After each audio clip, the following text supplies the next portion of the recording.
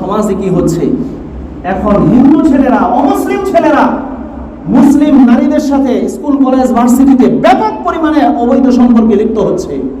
পরবর্তীতে আপনাদেরকে আরো বলছি, পরবর্তীতে এই মেয়েগুলোকে বিভিন্ন হোটেলে নিয়ে যায়, অবৈধ সম্পর্ক করে, ভিডিও করে, তাকে ব্ল্যাকমেইল করে, বিবাহ করে, হিন্দু বানায় বিবাহ করে। আপনি মনে করতেছেন আমি মিথ্যা কথা বলতেছি? এই যে এক সপ্তাহের মধ্যে যশোর একটা ঘটনা ঘটছে, একটা মেয়ে, তার নাম হচ্ছে খাদিজা। কি নাম? খাদিজা। পরবর্তীতে তার এই মেয়েটা একটা ছেলের সাথে, হিন্দু ছেলের সাথে প্রেম করছে। তার নাম হচ্ছে মৃন্ময় ভদ্র। কি নাম? মৃন্ময় ভদ্র। তার সাথে প্রেম করছে। প্রেম করার পরে এই মেয়েকে ওই যে একই পদ্ধতি, এই মেয়েটাকে হিন্দু বানায় বিবাহ করছে। বিবাহ করার পরে কয়েকদিন সংসার করছে। ঈদের আগের দিন নাকি ঈদের পরের দিন ঘুরতে নিয়ে গেছে। পরবর্তীতে ওই ছেলেটা এই মেয়েটাকে জবাই করে মেরে রেখে আসছে। আপনাকে আমি প্রমাণ দেখাইতে পারবো এখন, একাধিক প্রমাণ, একাধিক কি আপনাকে আমি এই জায়গায় বসে ব্যাপক পরিমাণে এমন হচ্ছে। এখনো আপনারা সতর্ক হচ্ছেন না, এখনো আপনারা সতর্ক হচ্ছেন না। ওই যে চিটাগাঙ্গের ঘটনা আপনাদেরকে বলছিলাম, চিটাগাঙ্গের ঘটনা, দুইজন নৌ মুসলিম ছেলে মেয়ে বিবাহ বন্ধনে আবদ্ধ হয়েছে। ছেলেও নৌ মুসলিম, মেয়েও নৌ মুসলিম, দুইজনই উচ্চ শিক্ষিতা, শিক্ষিতা।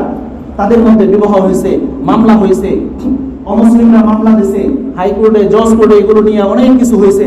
হওয়ার পরে পরবর্তীতে যখন এই রায় ওই ছেলে মেয়ের পক্ষে চলে আসছে, মুসলমানদের পক্ষে চলে আসছে, তখন উগ্র সন্ত্রাসীরা ওই আদালতে গিয়া বলছে একটা মুসলমান ধৈরা জবাই কর। এই স্লোগান থেকে আসছে, একটা হেফাজত ধৈরা জবাই কর। ওই যে ওখান থেকে এটাকে এখন বানাইছে কি একটা মুসলিম ধৈরা জবাই কর। কোথায় আছেন আপনি? বাংলাদেশে 95% মুসলমানদের দেশে একটা মুসলমান ধৈরা জবাই কর। যারা বললো তাদের ভিডিও আছে, তাদের চেহারা সহ ভিডিও আছে। একটা ছেলে মেয়ে এখন পর্যন্ত গ্রেফতার হয় নাই। কোন দেশে আমরা বসবাস করতেছি? আজকে আমরা যদি বলতাম একটা মুশরিক দল ধৈরা জবাই কর, আমি এখানে বসতে পারতাম? 14 বছর আগে যেমন হয়ে যেত, 15 বছর। আজকের সমাজে ঠিক এই কারণে আমার দুজন যুবক মুসলমান ভাই, শ্রমিক ভাই, একজন 15 পাড়ার হাফেজ, যাদেরকে অন্যায়ভাবে সন্দেহ নাই পূর্ব পরিকল্পিত ভাবে ফরিদপুরে আমার 2টা ভাইকে শহীদ করা হয়েছে। কথা বলে? কিন্তু আমরা দেখলাম, ভিডিওর মধ্যে দেখলাম, চেয়ারম্যান সর্বপ্রথম তাকে আঘাত করেছে, একজন হিন্দু মেম্বার তাকে সর্বপ্রথম আঘাত করেছে।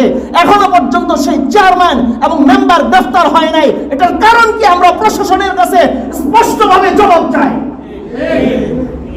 আমাদের দেশে আমরা 95% মুসলমান, এই দেশে ট্যাক্স দিব, এই দেশে আমরা ট্যাক্স দিয়ে আমরা ঢাকা ভার্সিটি চালাবো, আর ঢাকা ভার্সিটির মধ্যে বিভিন্ন হিন্দুদের পূজা সব কিছু হবে, আর মুসলমানরা একটা ইফতার পার্টি করতে যাবে, আর মুসলমান সন্তানদের উপর মসজিদের মধ্যে গিয়ে ইফতার পার্টির উপর হামলা করা হবে। এটা আমরা কিন্তু বেশি দিন সহ্য করবো না, ইনশাআল্লাহ সহ্য করবো না আমরা। এটা কতদিন আমাদের মুখ বন্ধ করে রাখবেন? আমরা এগুলোর বিচার চাই। মুসলমানদের অধিকার, আমার ঘর আপনি ভেঙে দিবেন, আমরা আমাদের ঘর রক্ষা করার হেফাজতের ব্যবস্থা করব। আমার ঘর আপনি ভেঙে দিবেন, আর আমি আমার ঘর হেফাজতের দায়িত্বও রাখবো না। এটা কি করে হয়? আমি আপনার ঘরে যাব না, কিন্তু আমার ঘর ভেঙে দিবেন, আমি আমার ঘরের রক্ষার ব্যবস্থা করব, আর আপনি আমার বিরুদ্ধে ব্যবস্থা নেবেন। আমাদের পিঠ যদি দেয়ালে ঠেকে যায়, আমাদের আর কিছু করার থাকবে না। সামনে অগ্রসর হওয়া ছাড়া আমাদের পিছনে যাওয়ার কোনো রাস্তা থাকবে না।